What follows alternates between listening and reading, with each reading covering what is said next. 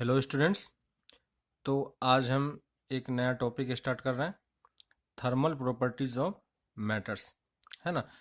तो थर्मल मतलब आपको समझ में आ रहा होगा कि हम यहाँ पे हीट की बात कर रहे हैं। तो हीट के कारण मैटर्स में क्या क्या चेंजेज होता है और क्या क्या इफेक्ट होता है मैटर पे, हम वो चीज़ें पढ़ने वाले हैं, है कि नहीं। तो सबसे पहले चीज़ थर्मल वर्ड से जो हमें समझ में आती है वो क्या है, हीट है ना। तो किसी भी बॉडी में अगर हम हीट देते हैं तो क्या क्या चीज़ें हो सकती है। हो सकता है कि वो बॉडी एक्सपेंड कर जाए, है कि नहीं, एक्सपेंशन हो सकता है उसका। हो सकता है उसका टेम्परेचर राइज करे, है कि नहीं। तो उन सब के कारण बॉडी में किस तरीके का इफेक्ट होता है वो सब हम लोग क्वांटिटेटिवली देखेंगे कि कैसे हम उसको न्यूमेरिकली सॉल्व करके कर पाते हैं, ठीक ना। तो सबसे पहली चीज़ जो थर्मल से निकल के आती है वो है हीट। तो किसी भी बॉडी में हम सिर्फ हीट दे सकते हैं, है कि नहीं, या हम उस बॉडी से हीट को निकाल सकते हैं, ठीक है। तो हीट एक्चुअली में होता क्या है, ये क्या है, अपने आप में एक फॉर्म ऑफ एनर्जी है ना। तो अगर आप किसी बॉडी को हीट दे रहे हो इसका मतलब आप उसे एनर्जी सप्लाई कर रहे हैं, है ना। और अगर हम किसी बॉडी से हीट निकाल रहे हैं इसका मतलब उससे हम एनर्जी वापस ले रहे हैं, है ना। तो ये एक फॉर्म ऑफ एनर्जी है हीट का। क्लियर हो रहा है। अब ये फॉर्म ऑफ एनर्जी जो है ये सिर्फ मूवमेंट के कारण होता है ना। यानी अगर किसी को आप हीट दे रहे हो तो एक जगह से दूसरे जगह जो हीट जाएगा वो हीट का क्या होगा, मूवमेंट होगा, है ना। तो ये जो एनर्जी है ये मोशन में हमेशा रहता है ना। विदाउट मोशन आप हीट को फील नहीं कर पाओगे, है ना। तो ये हीट अपने आप में एक मोशन में रहता है। तो इसको हम क्या ले सकते हैं, this form of energy, this form of energy is in motion, है ना। तो ये फॉर्म ऑफ एनर्जी हमेशा हमें मोशन के कारण ही दिखाई देता है और इसी चीज को हम क्या बोलते हैं, एनर्जी इन ट्रांजिट, है ना। तो मतलब वही है कि ये हीट जो है, ये जो एनर्जी का फॉर्म है, ये एनर्जी का फॉर्म हमें हमेशा मोशन के फॉर्म में ही दिखाई पड़ेगा, है कि नहीं। और मोशन में होगा तो ये एक बॉडी से दूसरे बॉडी की तरफ मूव करेगा। तो कैसे हीट का ट्रांसफर होता है ना। तो heat moves from one body to another,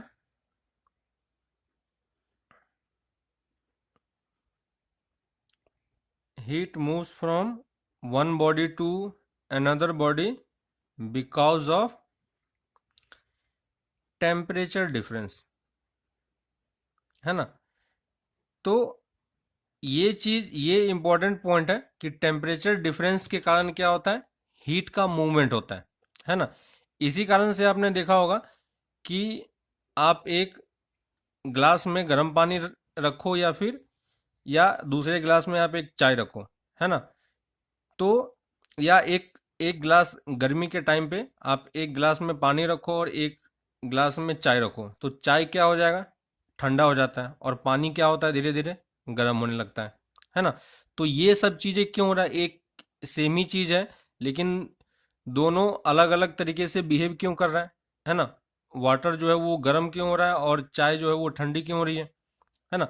तो वाटर गर्म किस लिए हो रहा है, वो यही चीज़ें यहाँ पे डिफाइन कर रहा है। कौन सी चीज़ है, टेम्परेचर डिफरेंस का, है ना। तो वाटर का जो टेम्परेचर है और इन्वायरमेंट का जो टेम्परेचर है ना। तो अगर आप किसी कप में, ठीक है, अगर आप चाय लेते हो, है ना, तो चाय का टेम्परेचर क्या होता है, इन्वायरमेंट के टेम्परेचर से ज़्यादा होता है ना।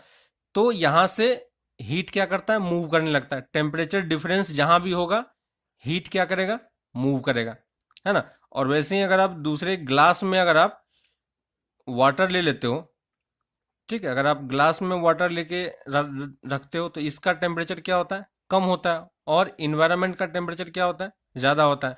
तो इस वाले फॉर्म में क्या होता है, एनर्जी बाहर से अंदर की तरफ मूव कर रहा है ना। और इस वाले केस में क्या होता है, जो हीट होता है वो अंदर से बाहर की तरफ जाता है ना। तो जो हीट है वो टेम्परेचर डिफरेंस के कारण मूव हो रहा है ना। और टेम्परेचर डिफरेंस के कारण मूव हो रहा है तो किधर से किधर मूव होगा, है ना। तो हीट कहां से कहां मूव करता है, heat always moves from higher temperature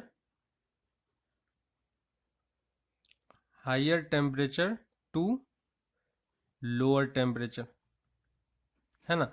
तो यहाँ पे दो चीजें हैं, एक तो टेम्परेचर की बात हो रही है ना। तो यहाँ पे हमने टेम्परेचर वर्ड यूज किया है, ठीक है। और एक चीज हमने ये किया, हायर और लोअर वर्ड यूज किया है ना। तो इन दोनों चीजों को हमें ध्यान देना है। ये हायर और लोअर क्या होता है, रिलेटिव टर्म होता है कि नहीं। तो ये क्या है, अपने आप में एक रिलेटिव टर्म है। और इस टेम्परेचर के बारे में देखेंगे कि हम टेम्परेचर कैसे क्या होता है। तो टेम्परेचर जो होता है वो क्या होता है, अपने आप में एक रिलेटिव टर्म होता है। कभी भी हम एब्सोल्यूट टेम्परेचर मेजर नहीं कर पाएंगे, है ना। तो जैसे इस वाले केस में था कि हम यहाँ पे टेम्परेचर डिफरेंस देख रहे थे, हम ये नहीं देख रहे हैं कि इसका टेम्परेचर हमें पता है कि ज्यादा है, इसका टेम्परेचर कम है ना। तो टेम्परेचर डिफरेंस क्रिएट हो रहा है, यहाँ पे भी टेम्परेचर डिफरेंस क्रिएट हो रहा है। तो हीट का मूवमेंट हायर से लोअर की तरफ हो रहा है ना। लेकिन हायर से लोअर कितना, कितने को हम हायर बोलेंगे और कितने को हम लोअर बोलेंगे, है ना। तो ये क्वांटिटी कोई फिक्स नहीं है, ठीक है। डिफरेंस जहां भी होगा, चाहे वो 1 डिग्री का भी डिफरेंस हो, है ना, कितना भी डिफरेंस हो, हीट का मूवमेंट वहां पे होने लगेगा। क्लियर है। तो इसलिए टेम्परेचर को हम क्या बोलते हैं, एक रिलेटिव टर्म बोलते हैं, ठीक है। तो अब देखते हैं कि टेम्परेचर एक्चुअली में होता क्या है। तो टेम्परेचर को हम क्या कर सकते हैं, फील कर सकते हैं, है कि नहीं। किसी भी बॉडी को आप टच करके या किसी भी ऑब्जेक्ट को आप टच करके ये फील कर सकते हो कि उसका टेम्परेचर कम है या ज़्यादा है कि नहीं। हमें जब हम किसी बॉडी को टच करते हैं तो वो बॉडी हमें ठंडी लग रही है या गर्म लगता है, तो ये हम कैसे पता करते हैं, है ना। तो वहां पे क्या होता है, एक्चुअली में हीट का मूवमेंट ही होता है ना। तो अगर कोई बॉडी हमें, अगर ये कोई बॉडी है, ठीक है, और इस बॉडी को टच करने पे हमें ये गर्म लग रहा है, तो हम इसको क्या बोलते हैं, ये हॉट है कि नहीं। वैसे ही एक दूसरा बॉडी है और इसको टच करने पे हमें कोल्ड लगता है ना। तो हम इसको क्या बोलते हैं, ये कोल्ड बॉडी है ना। तो ये हमें हॉट या कोल्ड कैसे पता चल रहा है, तो ये पता इसलिए चल रहा है क्योंकि जब हम इसको टच करते हैं तो अगर ये टेम्परेचर अगर हमारे बॉडी के टेम्परेचर से ज़्यादा होगा तो यहाँ से हीट का ट्रांसफर इस तरफ होगा, है कि नहीं। और हमारे तरफ हीट मिलेगा तो हमें ये बॉडी गर्म लगेगा, है ना। कोई बॉडी ठंडा हमें क्यों लगता है, क्योंकि हीट का ट्रांसफर इस तरफ से इस तरफ होता है ना। तो ये बॉडी का टेम्परेचर कम है तो हमें इसको हीट देना पड़ता है ना। तो इसलिए ये बॉडी हमें कोल्ड बदलता है। लेकिन टेम्परेचर, तो इस तरीके से हमें क्या पता चल रहा है कि टेम्परेचर क्या है एक्चुअली में, डिग्री ऑफ, इसको अगर हम डेफिनेशन में लिखना चाहें तो ये क्या हो जाएगा, डिग्री ऑफ हॉटनेस और कोल्डनेस, है ना। तो हम हॉट या कोल्ड को टच करके टेम्परेचर, हम एक टर्म डिफाइन करते हैं कि इसका टेम्परेचर ज्यादा है और किसका टेम्परेचर कम है ना। तो ये किसके रिलेटिव में होता है, अगर हम खुद किसी को टच करके देख रहे हैं तो हमारे बॉडी के रिलेटिव में होगा, है ना। तो क्या हम यहां से किसी बॉडी का एब्सोल्यूट टेम्परेचर बता पाएंगे कि इसका एक्चुअली में टेम्परेचर कितना था, नहीं हो पाएगा, है कि नहीं। तो अगर हमें ये चीज चेक करना है कि एक्चुअली में इस जो हॉट बॉडी है उसका टेम्परेचर कितना है और कोल्ड बॉडी का टेम्परेचर कितना है ना। तो अगर हमें इसे क्वांटिटेटिवली मेजरमेंट करना है, क्वांटिटेटिवली मेजरमेंट अगर हमें करना है ना, कि किसका मेजरमेंट हम कर रहे हैं, टेम्परेचर का, तो अगर हम क्वांटिटेटिवली बात करें कि टेम्परेचर हम किस तरीके से मेजर करेंगे, तो वो कोई तरीका हमारे पास नहीं है कि हम इसको किसी भी बॉडी का एब्सोल्यूट टेम्परेचर बता सकें, है ना। जब भी हम टेम्परेचर बताते हैं किसी न किसी के रिलेटिव में बताते हैं, है ना। क्यों? क्योंकि हम टेम्परेचर जब भी हम किसी बॉडी को टच करेंगे, फील करेंगे, तो हीट का ट्रांसफर होगा, है ना। और हीट जो है वो हायर से लोअर की तरफ जाता है, और हायर और लोअर कुछ डिफाइन नहीं होता है ना। तो इसलिए जब भी हमें क्वांटिटेटिवली किसी चीज को मेजर करना होगा या टेम्परेचर को मेजर करना होगा, तो हम किस तरीके से मेजर करते हैं, है ना। तो उसके लिए हमारे पास एक मेथड होता है कि जैसे हम क्या करते हैं कि हम मान लो दो बॉडी को लेते हैं, ठीक है। मान लो ये एक बॉडी है ए और ये एक बॉडी है बी, ठीक है। अब एक ये टर्म आपको बार बार सुनने में आएगा, है ना। एक इस टाइप से दोनों के बीच में हम वॉल क्रिएट करते हैं और सेपरेशन क्रिएट करते हैं, और ये दो बॉडी है, इसके बीच में जो गैप है उस गैप को हम किसी चीज से फिल कर रहे हैं, है ना। तो एक तरीके से ये वॉल बन जाता है ना। तो ये वॉल कितने टाइप के होते हैं? दो टाइप के होते हैं, है ना। तो इस अगर वॉल की बात करें तो ये वॉल कितने टाइप का होता है? दो टाइप का होता है। एक टाइप को हम बोलते हैं एडियाबेटिक वॉल, है ना। तो ये सब वर्ड आपको बुक में या क्वेश्चंस करोगे तो वहां पे ये चीज सुनने में आएगा, ठीक है। एक होता है एडियाबेटिक वॉल। तो ये एडियाबेटिक वॉल में क्या होता है कि अगर कहीं पे भी ये चीज लिखा रहे कि दो ऑब्जेक्ट के बीच में एडियाबेटिक वॉल है, इसका मतलब इन दोनों के बीच में कोई भी हीट का ट्रांसफर नहीं हो रहा है, नो हीट ट्रांसफर्ड, है ना। तो अगर तुम किसी भी, ये एक तरीके का इंसुलेशन होता है, इंसुलेटिंग इसको कर दो, तो इन दोनों के बीच में अगर इसको हम अलग करते हैं, जैसे आपने थर्मस देखा होगा, है ना। तो थर्मस के अंदर हम कुछ चीजें को रखते हैं तो वो ज्यादा टाइम तक गर्म रहता है ना। तो क्यों? क्योंकि उससे हीट बाहर नहीं निकल पाता है। तो उसमें जो साइड में जो बना होता है उसका मटेरियल, वो क्या होता है? एडियाबेटिक वॉल की तरह काम करता है, जहां से हीट का ट्रांसफर नहीं हो पाता है ना। लेकिन हम कोई ऐसा मटेरियल डेवलप नहीं कर सकते हैं जो कंप्लीटली एडियाबेटिक हो, है ना। आइडियल केस ऐसा पॉसिबल नहीं है, लेकिन क्वेश्चन को करने के लिए हम इसको एडियाबेटिक वॉल बोलते हैं। तो इस केस में हम ये एज्यूम करेंगे कि यहाँ से यहाँ पे और यहाँ से यहाँ पे हीट का ट्रांसफर कुछ भी नहीं हो रहा है, ठीक है। तो एक वॉल एडियाबेटिक वॉल होता है, ठीक है। और दूसरा एक होता है diathermic wall,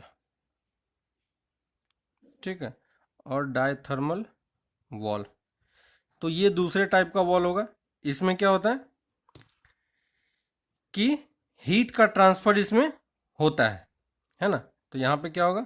heat can transfer, clear है। तो जब किसी क्वेश्चन में एडियाबेटिक वॉल लिखा रहा है, इसका मतलब हमें वहां पे हीट के ट्रांसफर को जीरो मानना है ना। और ये चीज जब हम थर्मोडायनेमिक्स करेंगे तो वहां पे भी आपको ये चीज, ये वर्ड सब समझ में आएगा, ठीक है। वैसे ही डायथर्मल वॉल होता है, तो डायथर्मल वॉल में हीट का ट्रांसफर हो सकता है ना। दो बॉडी को आप कांटेक्ट में लेके आते हो तो वो एक दूसरे का हीट का ट्रांसफर करेगा, जिसका टेम्परेचर ज़्यादा होगा वहां से लोअर टेम्परेचर की तरफ हीट मूव करेगा, ठीक है। अब क्या होगा कि जैसे अगर आपने कहीं पे डायथर्मल वॉल लगा दिया, है ना, तो डायथर्मल वॉल के बाद क्या होगा कि हीट का ट्रांसफर एक बॉडी से दूसरे बॉडी में हो पाएगा, लेकिन एडियाबेटिक वॉल में ये चीज़ें पॉसिबल नहीं है। लेकिन अब जब हम क्वांटिटेटिवली टेम्परेचर मेजर करने का ट्राई करते हैं तो हम क्या करेंगे कि हम सिर्फ स्टडी स्टेट की बात करते हैं, है ना। स्टडी स्टेट, क्लियर है। मतलब क्या होगा कि अगर हम, हमारे पास दो ऑब्जेक्ट हैं ए और बी, ठीक है, और इन दोनों के बीच में हमने मान लो एडियाबेटिक वॉल लगा दिया है, ठीक है। तो एडियाबेटिक वॉल लगा देंगे तो यहाँ पे क्या होगा? टेम्परेचर यहाँ से यहाँ पे ट्रांसफर नहीं करेगा, क्लियर है। तो ये बॉडी ए है और ये बॉडी बी है। अब हम क्या करते हैं कि कुछ एक इंस्ट्रूमेंट डेवलप करते हैं, और मान लो कि जैसे हमारे पास अभी एक इंस्ट्रूमेंट क्या है, थर्मामीटर है ना। तो अगर हम थर्मामीटर को यहाँ पे इस ऑब्जेक्ट के पास में लाए तो यहाँ पे कुछ टेम्परेचर हमें शो करेगा ए का, है ना। और फिर से जब हम इसी को बी के पास लेके आते हैं, तो बी के पास लाने के बाद अगर यहाँ पे भी हमें सेम रीडिंग इसमें मिलता है ना, तो उस केस में हम क्या बोल पाएंगे कि दोनों का टेम्परेचर क्या है, इक्वल है ना। तो यहाँ पे हम क्या बोल सकते हैं, T of A equal to T of B, है ना। और इसी सिचुएशन को हम क्या बोलते हैं, थर्मल इक्विलिब्रियम। ठीक है, तो एक और टर्म है थर्मल इक्विलिब्रियम। और थर्मल इक्विलिब्रियम मतलब क्या हो गया, स्टडी स्टेट वाला केस, है ना। तो थर्मल इक्विलिब्रियम के केस में क्या होगा कि इस केस में हीट का ट्रांसफर क्या हो जाता है, रुक जाता है ना, नो हीट ट्रांसफर। ठीक है, और second case, temperature of A and B should be same. ठीक है, तो थर्मल इक्विलिब्रियम का मतलब क्या होगा, ये चीज होगा, है ना। अगर आप किसी दो बॉडी को कांटेक्ट में लेके आएंगे, जैसे हमारे पास ये दो पेन है ना, अगर दोनों का टेम्परेचर अलग अलग है, तो इन दोनों बॉडी को अगर हम पास पास लेके आते हैं, तो जिस बॉडी का टेम्परेचर ज़्यादा होगा उस बॉडी से दूसरे बॉडी की तरफ हीट का ट्रांसफर होना स्टार्ट होगा, है कि नहीं। और कुछ टाइम के बाद क्या होगा कि अगर हम इसको कुछ लंबे टाइम के लिए कांटेक्ट में रख दें, तो कुछ टाइम के बाद दोनों का टेम्परेचर क्या हो जाएगा, सेम हो जाएगा, नहीं है। अगर हम हायर बॉडी से लोअर बॉडी की तरफ, हायर टेम्परेचर से लोअर टेम्परेचर की तरफ हीट का ट्रांसफर हो रहा है, तो कुछ टाइम के बाद इसका टेम्परेचर धीरे धीरे कम होने लगेगा, इसका टेम्परेचर बढ़ने लगेगा। तो जैसे जैसे इसका टेम्परेचर बढ़ेगा, फिर एक टाइम आएगा जब दोनों का टेम्परेचर इक्वल हो जाएगा, और जैसे ही टेम्परेचर इक्वल हो जाएगा, दोनों क्या हो जाएंगे, सेम टेम्परेचर स्टेट पे, और वहां पे हीट का ट्रांसफर रुक जाएगा। तो ऐसा नहीं होगा कि इसका टेम्परेचर कम होके इसका टेम्परेचर ज़्यादा हो जाए, है ना। एक टाइम के बाद दोनों बैलेंस हो जाएगा, है ना। तो जब वो बैलेंस हो जाता है तो वो क्या होता है, थर्मल इक्विलिब्रियम का केस होता है। और हम इसी थर्मल इक्विलिब्रियम के केस को ही पढ़ते हैं। ठीक है, हम उस ट्रांजिशन वाले टाइम को नहीं पढ़ते हैं कि जहां पे ट्रांजिशन हो रहा है वहां पे क्या क्या सिचुएशन क्रिएट हो रहा है। ठीक है, तो फिलहाल के लिए अभी हम बस सिर्फ किसको पढ़ेंगे, थर्मल इक्विलिब्रियम केस में। तो जब थर्मल इक्विलिब्रियम होगा तो क्या होगा, हीट का ट्रांसफर नहीं होगा और ए और बी का टेम्परेचर सेम होगा। अब यहाँ पे देखो कि ये थर्मामीटर इसके साथ कांटेक्ट में आया, तो कुछ टाइम के बाद ये इसका टेम्परेचर ये बताएगा, है कि नहीं। तो ये इसके साथ थर्मामीटर इसके साथ किस में है, इक्विलिब्रियम के कंडीशन में है ना। और वही थर्मामीटर को जब हम यहाँ पे लेके आएंगे और वहां पे भी हमें सेम मेजरमेंट देता है, इसका मतलब ये जो है थर्मामीटर इसके साथ भी इक्विलिब्रियम में है ना। तो ये दोनों चीजों को हम क्या बोलेंगे, क्या होगा, ये चीज टेम्परेचर दोनों का क्या हो जाएगा, इक्वल हो जाएगा, है ना। इसी चीज को आप इस तरीके से सोच लो कि हमारे पास ये दो ऑब्जेक्ट हैं, ए और बी, और यहाँ पे हमारे पास एक कोई तीसरा ऑब्जेक्ट है। ठीक है, और इस ऑब्जेक्ट में क्या है कि यहाँ पे हमने एडियाबेटिक वॉल लगा रखा है। तो ये क्या है, एडियाबेटिक वॉल है, यानी इस दोनों के बीच में क्या होगा, हीट का ट्रांसफर नहीं होगा, है ना। और यहां से इसके बीच में हमने फिर से एक और वॉल लगाया, और ये क्या है, डायथर्मिक वॉल है और डायथर्मल वॉल है ना। तो अब देखो कि अगर ये ऑब्जेक्ट सी है ना, और ये सी बॉडी कुछ भी हो सकता है, इस केस में हम इस सी को क्या ले सकते हैं, थर्मामीटर भी ले सकते हैं। तो ये इसके साथ क्या है, इक्विलिब्रियम में होगा, है ना, क्योंकि ये डायथर्मल वॉल है, तो हीट का ट्रांसफर होना स्टार्ट होगा, और कुछ टाइम के बाद क्या होगा, दोनों का टेम्परेचर सेम हो जाएगा। वैसे ही यहां से यहाँ का भी टेम्परेचर सेम हो जाएगा, लेकिन इन दोनों का आपस में कोई चीज नहीं होगा, है ना। तो यहां से देखो, अगर टेम्परेचर ऑफ टी ए है, टी सी है और ये टी बी है, तो कुछ टाइम के बाद और स्टेडी स्टेट या थर्मल इक्विलिब्रियम जब स्टेब्लिश होगा, तो टी ए किसके इक्वल हो जाएगा, टी सी के, और टी सी किसके इक्वल होगा, टी बी के। तो हम यहां से क्या बोल सकते हैं, T A equal to T B, है कि नहीं। और इसी को हम क्या बोलते हैं, जीरोथ लॉ, है ना, जीरोथ लॉ ऑफ थर्मोडायनेमिक्स। तो जब आप थर्मोडायनेमिक्स पढ़ेंगे तो वहां पे हमारे पास 3 लॉ और हैं, है ना। तो ये थर्मोडायनेमिक्स का जीरोथ लॉ है। तो 3 लॉ, ये जीरोथ लॉ इसका नाम इसलिए पड़ा क्योंकि ये चीज क्या है कि वो जो थर्मोडायनेमिक्स के 3 लॉ है, वो 3 लॉ खत्म हो जाने के बाद ये लॉ डिस्कवर हुआ था, है ना। और ये लॉ क्योंकि बेसिक सा लॉ है, आपको मैथमेटिकली ये चीज दिखाई पड़ रहा होगा कि T A equal to T C और T B equal to T C, इसलिए हम इन दोनों को इक्वल बोल सकते हैं, है ना। लेकिन उस टाइम पे ये चीज बहुत बाद में डिस्कवर हुआ, इसलिए हम इसको फोर्थ लॉ नहीं बोल सकते थे, इसलिए हमने इसको क्या बोला, जीरोथ लॉ बोला। तो जीरोथ लॉ हमें एक्चुअली में क्या बताता है कि थर्मल इक्विलिब्रियम के बारे में बताता है कि नहीं। और यही चीज हमें ये बताता है कि ये दोनों बॉडी का टेम्परेचर क्या हो सकता है, सेम हो सकता है। और अगर ये दोनों बॉडी का टेम्परेचर सेम हो सकता है तो हम बॉडी का टेम्परेचर को इक्वल भी बता सकते हैं, है ना। तो ये दोनों बॉडी का टेम्परेचर क्या हो गया, इक्वल हो गया। और ये सब कहां पे हो रहा है, इक्विलिब्रियम के केस में। क्लियर है। तो किसी भी बॉडी में क्या होता है कि जब भी आप किसी बॉडी में हीट देते हो तो किसी भी बॉडी या किसी भी बॉडी के अंदर क्या होता है, मान लो ये एक बॉडी है तो इस बॉडी के अंदर कुछ एक थर्मल सेंसिटिव पार्ट होता है ना। तो इसको हम बोल रहे हैं और टेम्परेचर सेंसिटिव।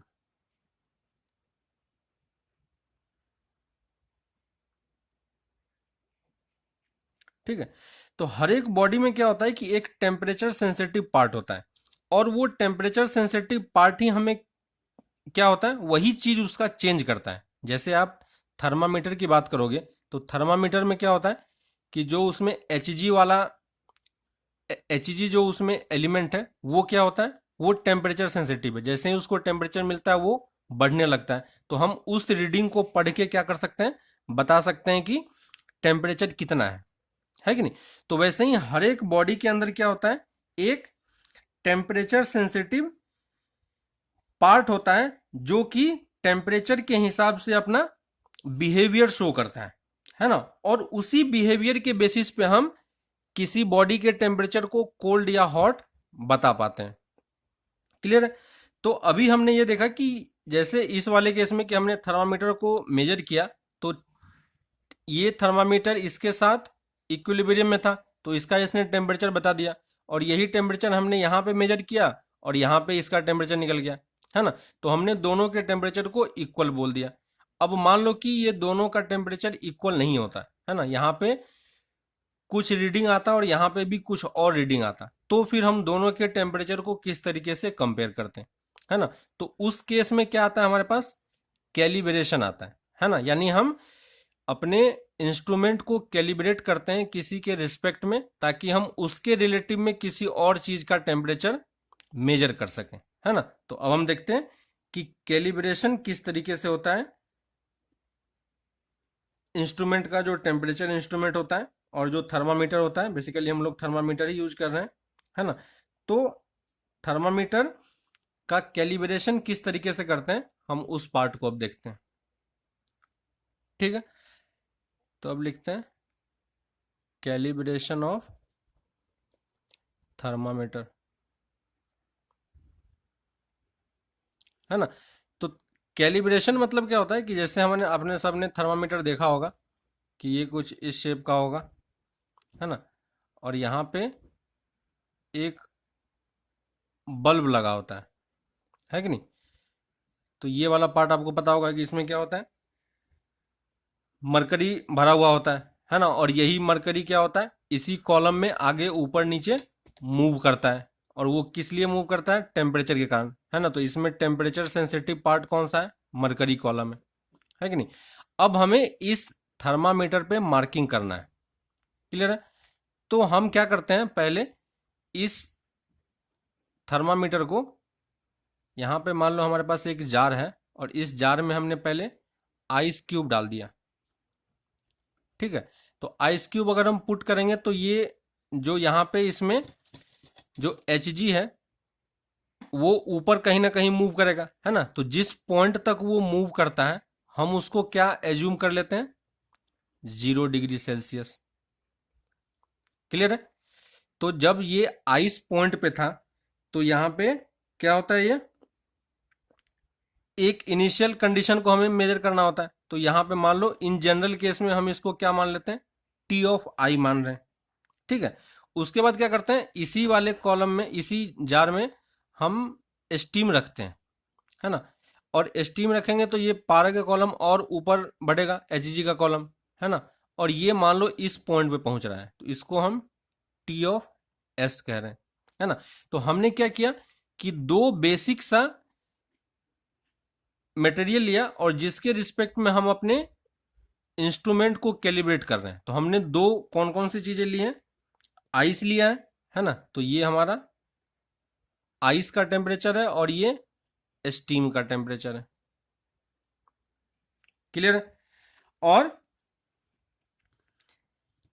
इसके बाद हम क्या करते हैं, हमारे पास मेजरमेंट करने के दो स्केल होते हैं, है ना। तो एक सेल्सियस स्केल होता है ना, जिसको हम डिग्री सेल्सियस में लिखते हैं। क्लियर है। वैसे ही हमारे पास फ़ारेनहाइट भी होता है ना, जिसको हम इस तरीके से एफ से डिनोट करते हैं, है ना। तो हमारे पास दो स्केल होता है इन जनरली जो हम लोग डेली यूज करते हैं, एक सेल्सियस स्केल होता है और एक फ़ारेनहाइट स्केल होता है। और इन दोनों स्केल में हमें मार्किंग करनी होती है ना।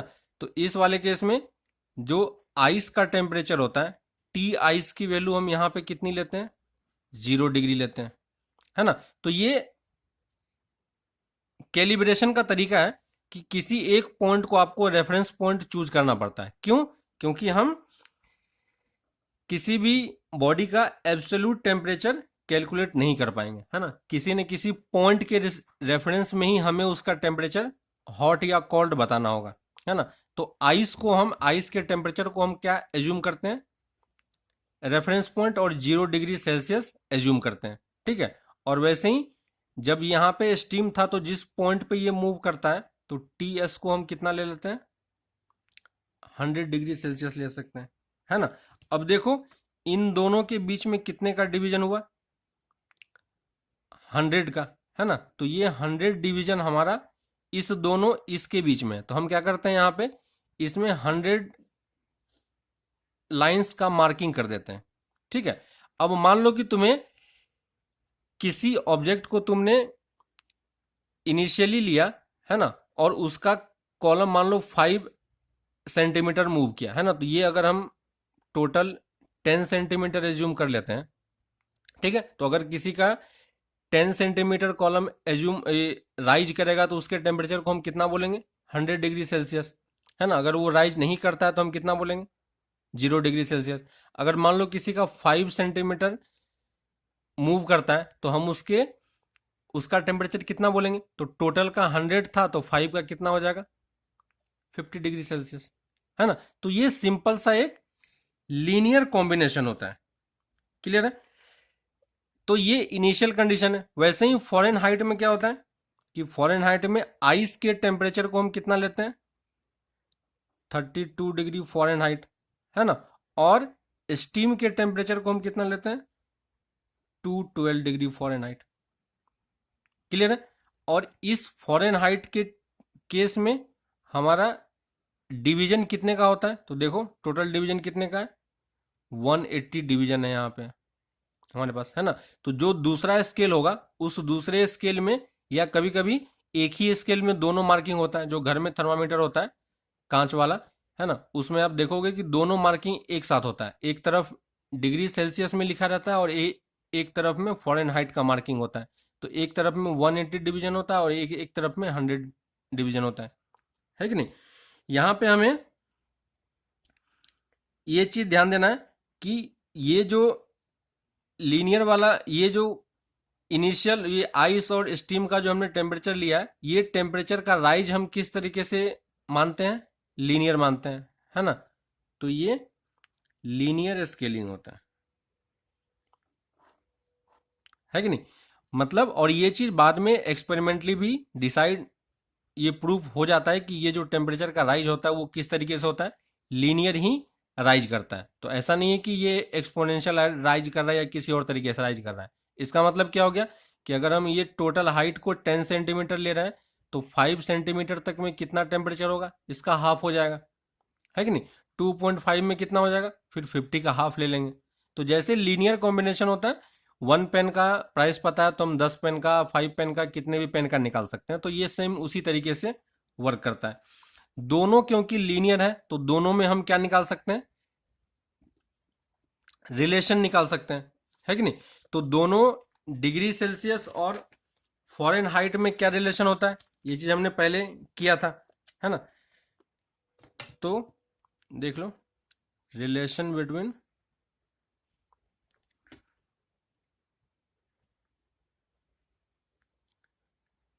टू स्केल, क्लियर है। मान लो हमारे पास दो स्केल है एक्स एंड वाई, ठीक है। जैसे फॉरेन डिग्री सेल्सियस को हमने एक्स एज्यूम कर लिया और इसको हमने वाई एज्यूम कर लिया। तो ये किसी भी टाइप के स्केलिंग के लिए हम ये फॉर्मूला यूज कर सकते हैं। इन जनरल सेल्सियस और फ़ारेनहाइट में रिलेशन हम निकालते हैं क्योंकि घर में हम यही यूज करते हैं, है ना। मान लो किसी और ने किसी और तरीके से स्केल फॉर्म किया है तो उसका भी रिलेशन हम इसी तरीके से निकाल पाएंगे। तो हमें सबसे पहले क्या करना होगा कि एक्स का आइस पॉइंट कैलकुलेट करना होगा, है ना। तो मान लो ये x1 है, तो x1 को हम क्या बोल रहे हैं, ice point of x scale, है कि नहीं। तो जैसे हमने यहाँ पे एक्सपेरिमेंट करके आइस पॉइंट और स्टीम पॉइंट निकाला, वैसे ही हमें यहाँ पे निकालना पड़ेगा, है ना। तो ये x1 का क्या हो गया, आइस पॉइंट हो गया। वैसे ही x2 हम क्या मान लेते हैं, steam point of x scale, clear है। वैसे ही हमें y1 कैलकुलेट करना होगा। y1 क्या होगा, ice point of Y scale, और y2 क्या होगा, steam point of Y scale, ठीक है। हमें सारा पॉइंट्स मिल चुका है, तो अब हम दोनों के बीच में रिलेशन कैलकुलेट कर सकते हैं कि नहीं, है ना। हमें ये पता है कि दोनों, ये x जो है वो किस तरीके से मूव कर रहा है, लीनियरली मूव कर रहा है, और ये y भी किस तरीके से मूव कर रहा है, लीनियरली मूव कर रहा है ना। तो हम सिंपल ये वाला फॉर्मूला यूज कर पाएंगे। इसका स्लोप और इसका स्लोप, इस पे हमने एक जनरल पॉइंट x ले लिया, है ना, इस पे हमने जनरल पॉइंट y ले लिया। तो अब देखो, दोनों का स्लोप कैलकुलेट करो और दोनों के स्लोप को सॉल्व कर लो, है ना, क्योंकि हमें ये लीनियर रिलेशन पता है, x1 y1 x2 y2 पता है। तो ये वाला पॉइंट मान लो यहाँ पे ये x1 y1 है और ये x2 y2 है। तो इस लाइन का इक्वेशन तो हम लिख ही सकते हैं ना, बस सेम वही चीज़ है। तो कैसे लिखेंगे, मान लो हमने y1 पॉइंट से y निकाला, तो y minus y1 by y2 minus y1 equal to x minus x1 by x2 minus x1, है ना। तो ये इन जनरल रिलेशन है। लाइन की इक्वेशन भी हम ऐसे ही लिखते हैं एक्स वाई के टर्म में। मान लो ये y है और ये x है, तो लाइन की इक्वेशन लिखना होगा तो यही इक्वेशन तो होता है ना। तो हम क्योंकि लीनियर एज्यूम करके चल चुके हैं, तो इसलिए हम डायरेक्टली स्लोप वाले फॉर्मेट से हम ये चीज लिख पा रहे हैं, है ना। तो दोनों के लाइन का स्लोप लिखोगे, यही चीजें निकल के आएगा, ठीक है। एक जनरल पॉइंट ले लो x, y, और वहां से लाइन का स्लोप निकाल, लाइन का इक्वेशन लिखो। ये बस लाइन का इक्वेशन ही लिखा हुआ है, ठीक है। अब मान लो अगर हमें सेल्सियस और फ़ारेनहाइट में ब्रेक करना है, तो सेल्सियस को अगर हम x एज्यूम कर रहे हैं और फ़ारेनहाइट को y एज्यूम कर रहे हैं, तो यहाँ पे देखो हम कितना लिखेंगे, है ना। तो यहाँ पे कितना होगा, y, अगर हम किसी को भी ले लो, कोई फर्क नहीं पड़ता है ना। तो मान लो हम y ले रहे हैं सेल्सियस को और x ले रहे हैं फ़ारेनहाइट को।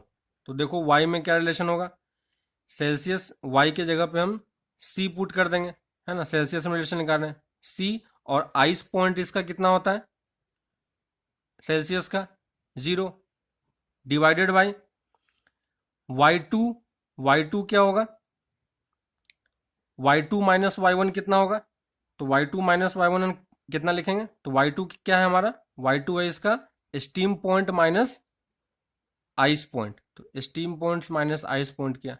वैसे ही एक्स के लिए कैलकुलेट करेंगे फ़ारेनहाइट में, तो फ़ारेनहाइट में एक्स को हम एफ से डिनोट करेंगे। x1 कितना होता है 32 divided by ice steam points minus ice point, है कि नहीं। और इसको जब सॉल्व करेंगे तो कितना आएगा हमारे पास, c/5 equal to f minus 32/9, है ना। तो ये किसका रिलेशन होता है, Fahrenheit and relation between degree Celsius and degree Fahrenheit, है ना। अब यहाँ पे वो क्वेश्चंस डिफरेंट डिफरेंट टाइप से पूछ सकता है कि नहीं। तो यहाँ पे आप अलग अलग क्वेश्चंस फॉर्म कर सकते हो इस रिलेशन के बेसिस पे। जैसे एक क्वेश्चन आप ट्राई करना, एट व्हाट टेम्परेचर और at what value of C and F, at what value C and F have same value but opposite sign, है ना। तो C और F इक्वल और अपोजिट कहाँ पे होंगे वो कैलकुलेट करना है ना। फर्स्ट पार्ट ये हो गया। Second part, both are equal, है ना। तो सेम वही लाइन की इक्वेशन वाला पार्ट है। आप लाइन की इक्वेशन से यूज करके सिंपली कैलकुलेट कर पाओगे, है ना। तो इस वाले का आंसर कितना होता है 11.43। कैलकुलेट करके देखना कितना आता है। क्लियर है। तो ये रिलेशनशिप है किसके बीच में, दो स्केल के बीच में, है ना। वैसे ही हमारे पास अलग अलग टाइप के थर्मामीटर्स होते हैं। कुछ एक थर्मामीटर होता है प्लेटिनम रेजिस्टेंस थर्मामीटर, है ना। एक होता है